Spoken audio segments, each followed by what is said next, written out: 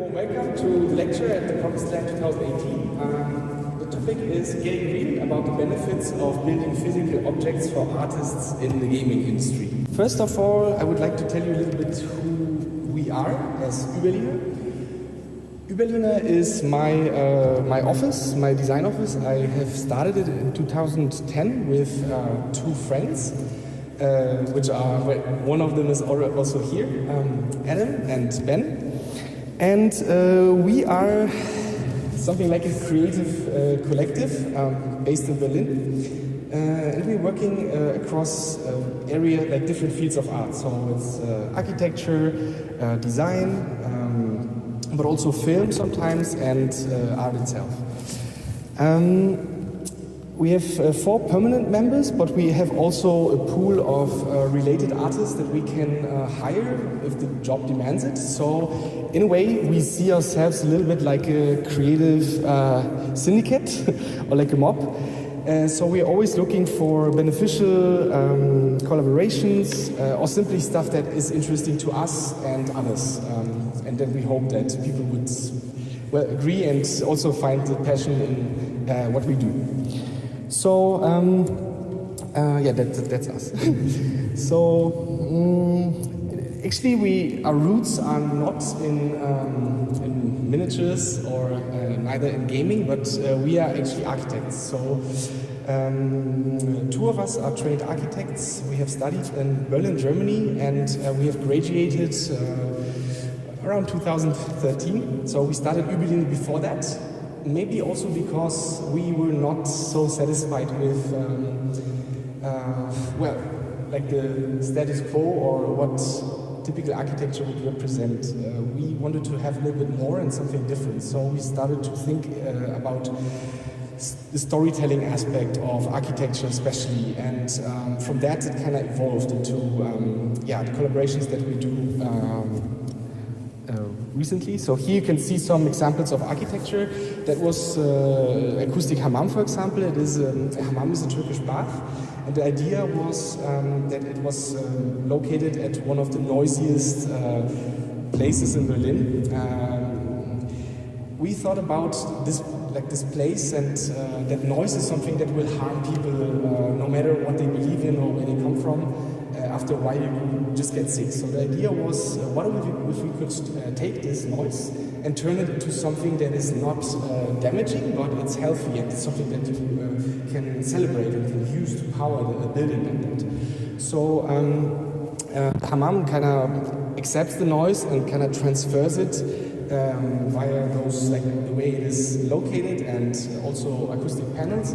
And the room sequence in itself is also based on the traditional hammam that we found in Damascus, but it is like something completely new, that the noise itself is kind of celebrated as well. So that is maybe shows a little bit the approach that we try to do, no matter if we have to design a house, an object, or a miniature or something for film.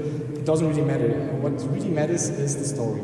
Everything is about the story and the detail, actually. So, connected to this also, we always liked this effect that building model had on us, because the model is something very physical. It's something very sensorial and haptical. You can touch it. It's about texture, about light that kind of occurs naturally. So it is multisensoric, so to say. It's also much easier to kind of fall. To kind of feel sympathetic for, I don't know if that's the word, but to feel sympathy for a model, because that is something that, that is more on a human scale. You can lift it, you can smell it, feel it, and this is what we really like, and what we were missing when we were doing designs in digital, like just the digital medium. So. My colleague, Adam, he has built his own printer at some point. We are really big fans of 3D printing technology. I mean, it is a little bit like pure magic. It's a little bit like a replicator.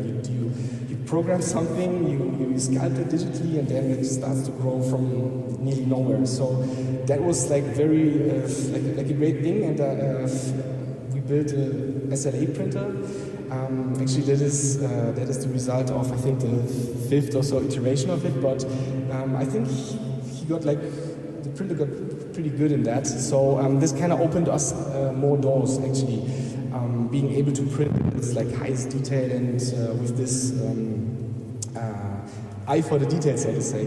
And the funny thing is that actually the whole miniature thing is a theme that in a way was a constant in all of our lives. So we always had a very, very close eye to the detail, and it really helped us also on bigger jobs, because we can always go bigger. And as a miniature, we strive for the highest precision because you can translate it into bigger scales anyway. So if you master the miniature, then you will be able to build anything mostly.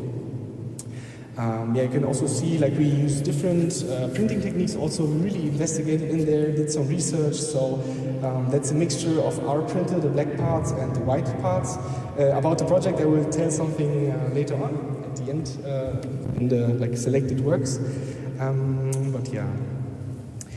And we were also very fortunate to having had the opportunity to building specialty suits and props for film productions. That was, for example, a Halo suit, like when we were in LA working with a very nice special effects company. We could do this, and we learned a lot from that. It is a very sophisticated procedure. Most of the suit is actually sculpted digitally and then printed, and then it has to be molded and then painted by hand. So it's very, very cost intense, if you can surely imagine. So, but the physicality of this work, it really helped us to stay agile and kind of focused mentally and physically. So not having to sit around really changed something, and it made us really think about how crazy it is in a way that so many things that have to do with digital work are just entirely unhealthy and like not very, also not very collaborative often. It's sometimes a very solitary job. So doing a suit like this, you will rather not be able to do it yourself. So you're always running around, getting some paint, putting it on, weathering this part, and this is something that was really, really exciting. Same goes for props and prop guns. They require some knowledge, like some specific knowledge about the material properties. And this interaction of you with the object is something really, really amazing. You know, you can touch it, you can see if it's how heavy it is, how cold it is, and therefore there are some things that actually you need to know also about how these things are produced, so you can recreate that when you have to paint it entirely, because most of these things are also painted; they are not the original material. And this is done to cut costs, basically. So this is a prop gun, also some rifles or Pacific Rim, the helmets that you see up there. But the funny thing is that in a way, the same thing can be done in small, you know, as miniatures. So the smaller size, it not only cut costs, but it has a very similar effect. So these guns here, these are actually the ones that we will paint in the workshop tomorrow. They are 1:10 scale, so they are really, really small. And it's quite amazing, you know, that in a way you can, if you make the photography right, you will not really be able to tell the difference. And this is really something that we think is a big opportunity to do it like that. You can see some. Okay, so some more words about miniatures in general. So yeah, miniatures, if you want to put it like that, it's a small thing or object that is just smaller than 1:1 scale. It's often a small replica of reality, and actually it is all about the details. If you replicate something, you need to always keep in mind what scale you are building something in order to make it look realistically. Because the eye is very trained on realizing when something is off, and when you and also like little details like construction, for example, these little holes where the nails go in. They are very, very small details, but your eye would, or like the image would not appear realistic if you would leave them out, because you would ask yourself like, wait a second, like how does this even hold to the lower plank and so on. So it really sharpens your eye onto like the detail, which is quite important with many things. Also when you work digitally, right? So again, back to the questions, to the main question. Why is building physical objects useful to people who work mainly, or like mostly on digital content? Actually, it is all about the details, as I said before, and it's about specific knowledge. So a while ago, we made also some knives and tools that we forged. And the interesting part about that is that, it's a little bit too quick, that you can see already also like the color tempering that occurred on the steel, and also the way how the rust, for example, is set on that wood on the old wrench. You also got a good feeling on how difficult it actually is to, well, not only achieve, for example, a perfect surface, but also how many little mistakes will be in your piece when you work physically on it. And this is something that you like. It's great to see that as an opportunity, not something like a bad thing. But this is something more, you know, so more information. And even though it looks odd, it is something that is just natural. It's the way it would look. So if you are trying to recreate something like that, for example, for texture or digitally, it's very, very important to just know what will happen with the real piece. It really helps. Same goes with, for example, if you build a bow or work with wood. Wood is also something that is, like, from the density, it's often comparable to human bone. And working with it, it's actually, wood has its own mind. It kind of reacts. It's not like an ideal material. You have to work with wood. You know? It changes, it moves. So depending on how the brain goes in it, it will really change the appearance of the object that you're doing until you manage to actually fire a bow after a while. It's a little bit like the benefit that I see, like it can also be seen in this Lucas effect. While in the old Star Wars, for example, you know, all of the sets were physically built from actually from kit bashes. You know, they had a lot of spaceship and scale models, and then what they did is they just took little parts, just like put them on some objects that were also objects of daily use. For example, Slave One, the spaceship, is based on a type of lamp that was available, I think, in the 60s or so. And this kind of improvisation and just like go with the flow and allowing like physical objects to inspire you is something where a lot of creativity can come from, because you're not working from scratch, you're not working from so to say from nothing, but you have some elements that you then have to adapt to and just like kind of place them in another way, and this creates a really interesting symbiosis and opportunities. And I don't want necessarily to say that, you know, working digitally is bad, but it's just something that these older models, they just had some, in a way, like natural grittiness that a lot of things these days kind of lack, you know. So actually it is a little bit about catching fresh air, you know, just like getting your head clear, say, thinking out of the box, and also just like trying something out, really, because something really exciting can come from that. It's also about motivation. So if you build a little mock-up like this, from a sketch, for example, that we've done previously, you might come up with like questions that you did not have before you started the drawing. For example, how the door is constructed. I mean, you can also, of course, like look it up and just like see how it's done. But if you're working with the real elements, you might like there might be a lot of questions that will occur that you will have to answer. So it also keeps you motivated, because there's nothing as motivating as going out of the workshop in the evening and having something on the shelf that you can place there and actually see what you have done, you know, like what you've achieved. With digital content, it's quite hard because you don't have that.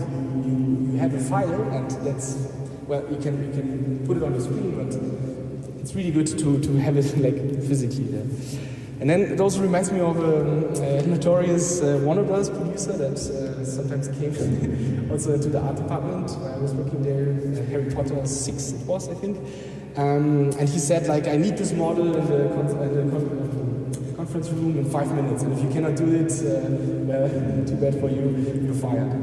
And I thought that like this, your work is done when it's ripped out of your hands. Sentiment, in a way, it doesn't have to be only bad. It's a little bit having something ready at any given point. And this is also what you can achieve when you follow this philosophy of having something ready all of the time.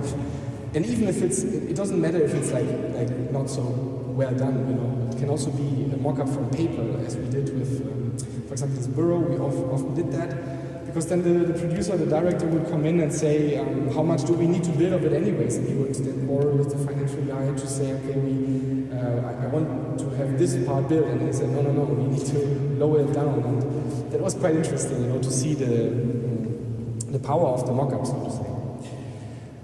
Same thing we had, like some time ago, we were commissioned to do a table for a radio station, and it is an object that is really something of a daily use, and it has a very distinctive practical use that follows a clear function. If you don't if it doesn't follow these functions, you have failed because they cannot use it. So we built actually like a paper model of this in real size, and then sat down and just like had a look.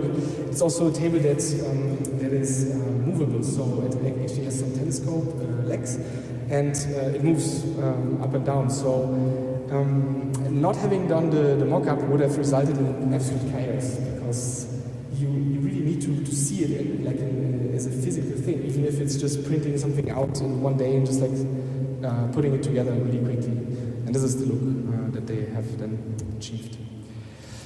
All right, but a little bit back to miniatures again, about the power of miniatures. So figures like that are kind of the storytelling branch of building models. So they are less about actual realism and more about concept, atmosphere, telling compelling stories.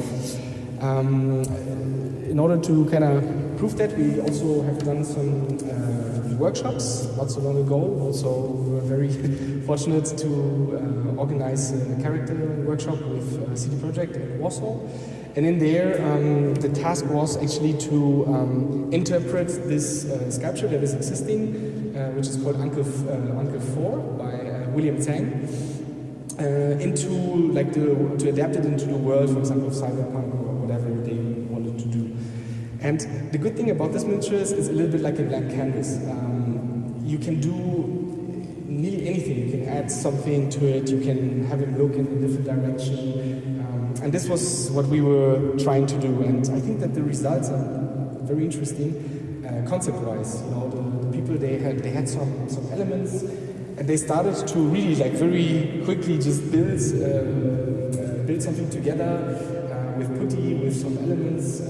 Also some stuff that they have improvised, or we have given in there, but we didn't even know that it was in there. And I think it really created some quite interesting new view on maybe even existing objects that the artists were working with before on a daily, so to say, like these trauma handles or so. They used it as for example, as a shoulder pad or as a breastplate. So yeah. And you can also see in the second picture, this is the stage when we put foundation on the miniature. Like the first one is where you can see all of the materialities that you use to convert this miniature. And then on the second one, you set the light situation, first with black and then with either a color or a white. And I think that this was, for many people, especially sculptors, it was like the biggest, it had the biggest effect on them, because they could so quickly create something and then light it within just some seconds, so to say. That was something I think quite unusual for them. And also putting textures on it with acrylic colors like skin tones came also out really nicely. So you can also use miniatures as texture invariants. This is, for example, a piece that's called Hush. It's created by Chris Clayton. And the nice thing is that it's nearly the same sculpt, like this one is the previous sculpt, but by applying a different texture, it just changes its appearance completely. You know, even the whole character changes just with paint, because it's more or less the same one. So I think it's quite interesting, you know, how you could like make the same sculpture appear as something entirely different. And yeah, this is something that might be relevant to artists that have to texturize stuff. So yes. And then there's also this Nico Galaxy commercial sculpt Nalani, sculpted by Miroslav Dimitrov, and he, you know, also different because it's commercially available. Different artists could have their go on it and just like set it in a different mood and yeah, create something entirely by their own.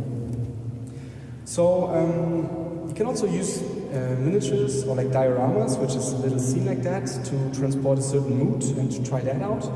So there are also these miniatures with these backdrops where you have a little bit of a context that you can paint on in the back.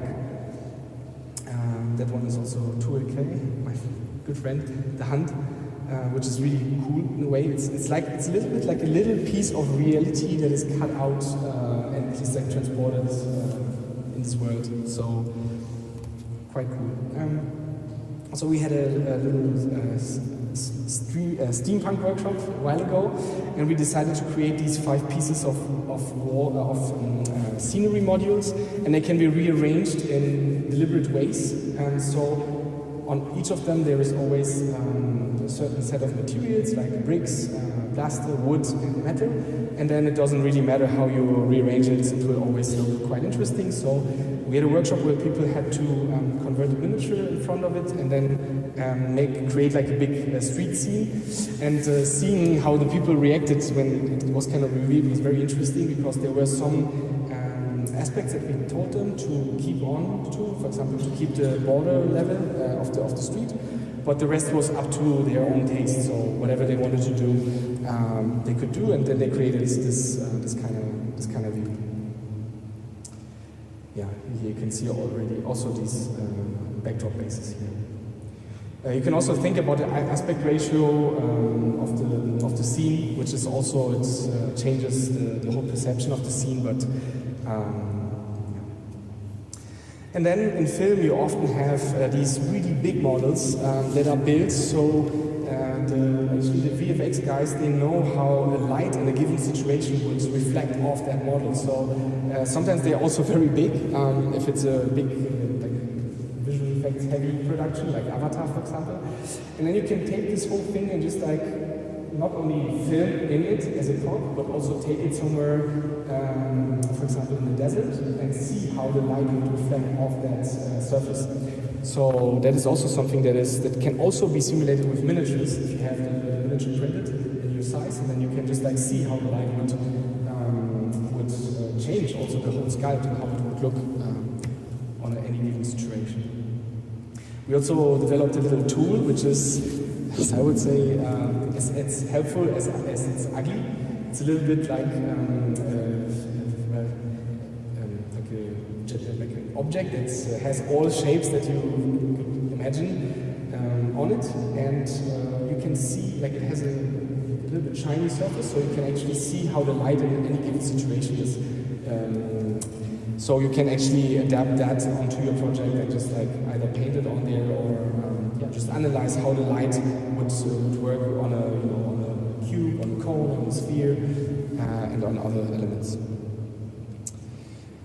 Okay, also about characters, if you create miniatures, you can also make them so they become quite iconic or very loud, like this one here. It's very loud and attention drawing, so to say, because of the colors. But it can also be a little bit more humble and relatable with hidden details and more interesting textures. So the texture work can do the work, so to say, for you. Or it can be a combination of both, where you have some very interesting textures, and then you have some elements that really are really striking and really come out. So it really depends on what the effect is that you want to do, and what actually where the task is, what you want to achieve, and you can actually also test it out on a miniature like that.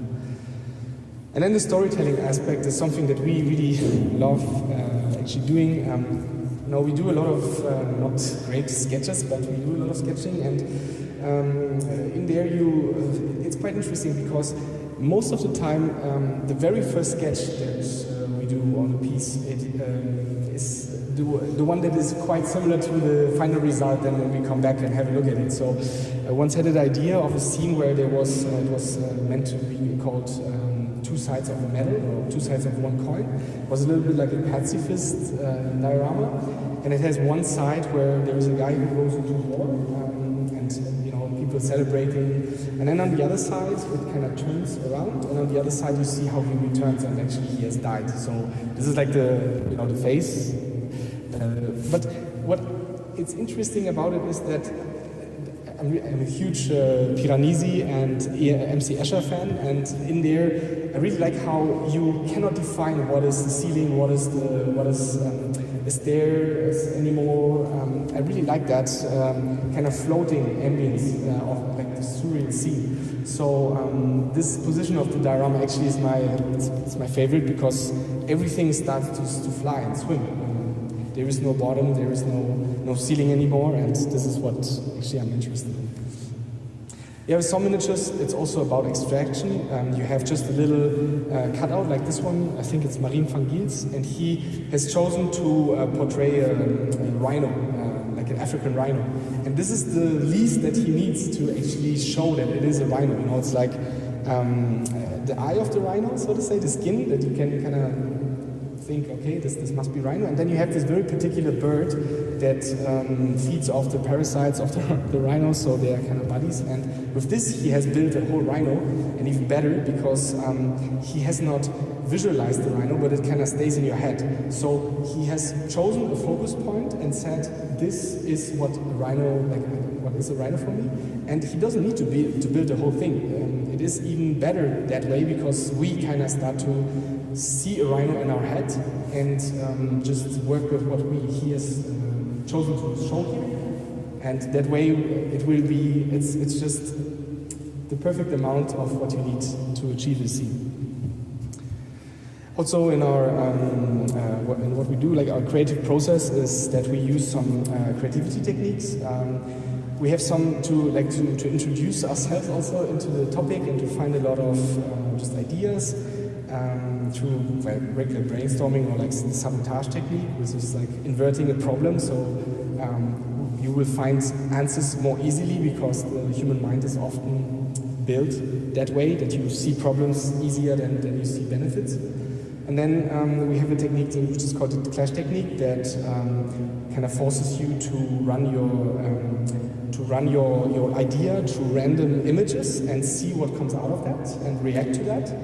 And then there are some things that we can use if we have a creative blockade. So again, like the abstraction to take away stuff, or we have checklists where you can just run it through the Osborne checklist and just like ask yourself questions about your topic and answer them. So it also forces you to move the idea in a certain way. That's a project that came out from one of from that process. It's actually from my colleague Ben Comets. The idea was that he thought about, you know, there are those drop pods in a certain, like a background, Warhammer 40k, and they land, and people then, they are kind of abandoned in a way. So he thought about how people would, or what would happen after that. So I think this piece is called The Last Survivor, and you can see that he has built a little, like a little apartment inside of that drop pod, a little bit like Robinson Crusoe type of thing, and has added a lot of really interesting little details, like, you know, dog companion, and the dog lives in a artillery piece, so this is his dog house. And I really think that something like that is also like the power of storytelling, because you, as a viewer, you start watching it, you can turn it around, and in a way you become very involved in that story through these little details, because it's not so straight. There is some benefit in exploring that scene and finding some little things, so it's like rewarding the viewer. So this is quite important here. How much time do we have? Does anyone know? No. Because I have some selected work here. Yeah, that one you saw already before. So there's a light scene, which is this one. It's a little bit more like bright, and the whole light situation and colors are bright and friendly, like the sun is out. And then this is the dead scene, so this is when they return, it's raining, it's a little bit more blue. The people that were there in the first scene as people changed into objects, and they are kind of dehumanized, so this is what kind of war does. And also the whole building itself, it's a little bit like a character itself too. So here it's kind of live, you know, like closed. There's also an oven that is kind of heating it, and here everything is like, it's a little bit like a rib cage. It has broken up and it has been shut down, and everything, it looks a little bit like a skeleton, so the whole building itself becomes a character too. Oh yeah, there is a little video that I would like to show you, because the special thing about it is that there is a mechanism, and there is actually a little, there's a little, what's the name? Little mechanism that plays a melody.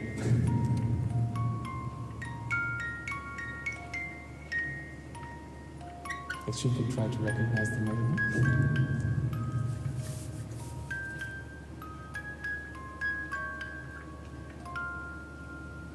And as long as it plays, you have to curb it, and it does one turn, and then you curb it again, the melody plays again, and then the other scene is there. So it's actually, I will spoiler it, it's Light My Fire from the Doors. So you can do it maybe a little bit.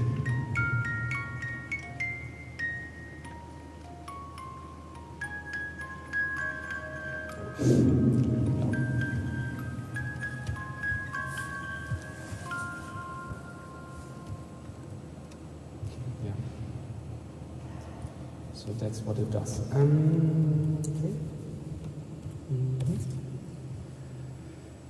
Let's see. Yeah, this is the mechanism which translates over there, which was also bootstrapped. I mean, the lower part was from a coffee grinder, I think, and then these little machines, they are available, and then the rest is plasma cut. I mean, this stuff is CNC milled, and then I have painted it because it should look a little bit older than usual.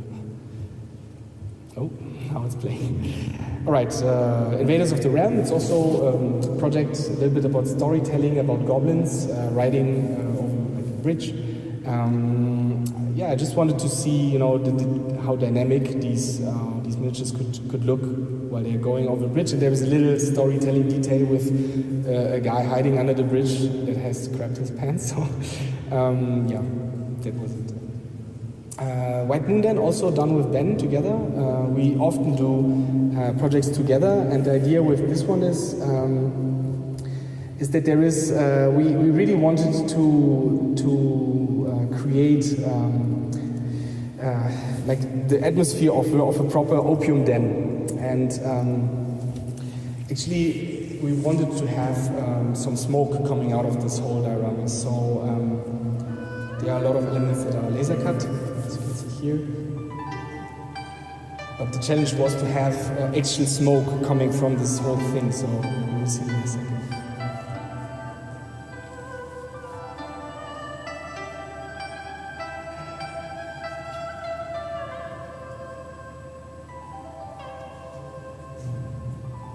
And there's it. It's actually a little train engine, like model trains have these little, yeah, like generators where you put in some oil and then it starts to just blow that smoke in a very, I think, interesting way. So that is how it was solved.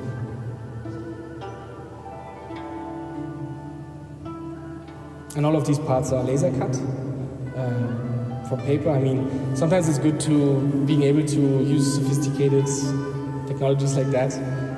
But for example, the bricks, they are put there one by one, so it's actually, yeah, it's quite time consuming too, but I think the result is quite interesting because it gives a very peculiar look, very special look to it. And here you see one of the customers, of the opium customers, being served by a goblin that brings new coal.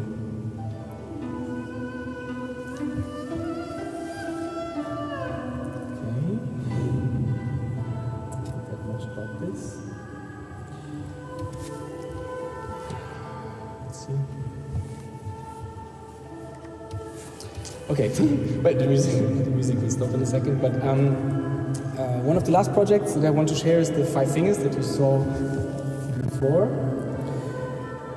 And that project is actually, it was our try on buildings like a whole structure set in an imaginary realm, which we call the 5 fingers. It's a little bit like a chord.